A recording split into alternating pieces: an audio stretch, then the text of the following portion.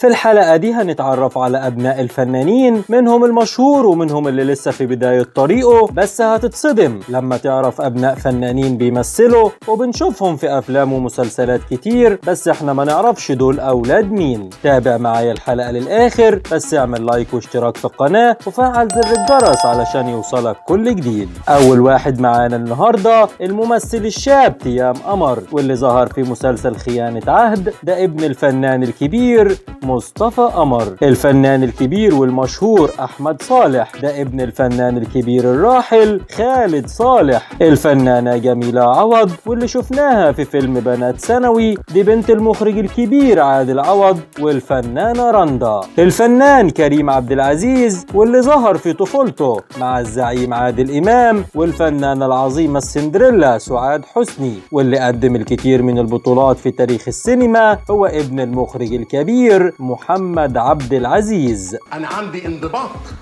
عندي التزام، مستوى تعليمي رفيع. ما عندكش طاسه يا فندم. الفنانة الكبيرة شيرين رضا، واللي ظهرت وتألقت في أكثر من عمل سينمائي ودرامي زي لدينا أقوال أخرى وفوق مستوى الشبهات، هي بنت الفنان الكبير الراحل محمود رضا، مؤسس فرقة رضا وصاحب الأغنية المشهورة الأقصر بلدنا في فيلم غرام في الكرنك. الفنان أحمد عبد الغني، واللي ظهر في مسلسل عباس الأبيض مع الفنان القدير يحيى الفخراني، هو ابن الفنان الكبير الراحل سعيد عبد الغني. الفنانة سارة سلامة، بطلة فيلم صابر جوجل مع الفنان محمد رجب، هي ابنة الفنان أحمد سلامة. وكمان معانا الفنان الشاب عمر متولي، واللي شارك في مسلسل دلع البنات، ده ابن الفنان الكبير المحبوب مصطفى متولي. والفنانة الشابة هنادي مهنا، بطلة مسلسل مكتوب عليا، واللي كانت ضيفة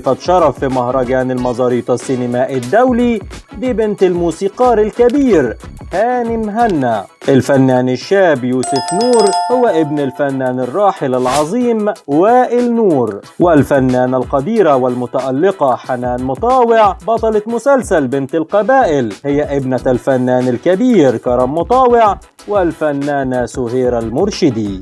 والفنان الشاب محمد عبد العزيز، اللي ظهر ظهور قوي في مسلسل نقل عام مع الفنان القدير محمود حميدة، هو ابن الفنان الكبير محمود عبد العزيز.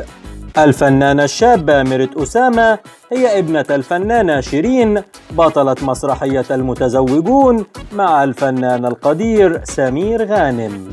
الفنان عمرو ياسين وآسر ياسين، هما ابن الفنان الكبير محمود ياسين.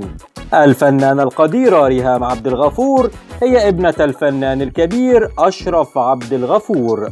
والفنان الشاب محمد الشرنوبي، واللي شارك في مسلسل إيجار قديم، هو ابن الملحن فاروق الشرنوبي.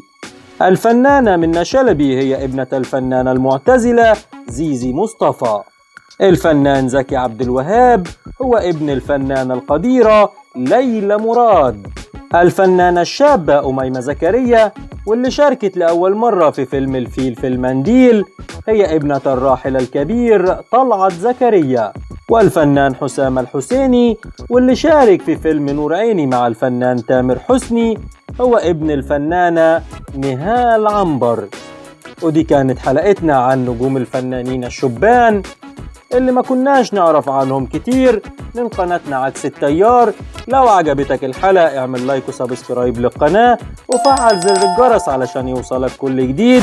كان معكم بشوي أفلامين عكس التيار.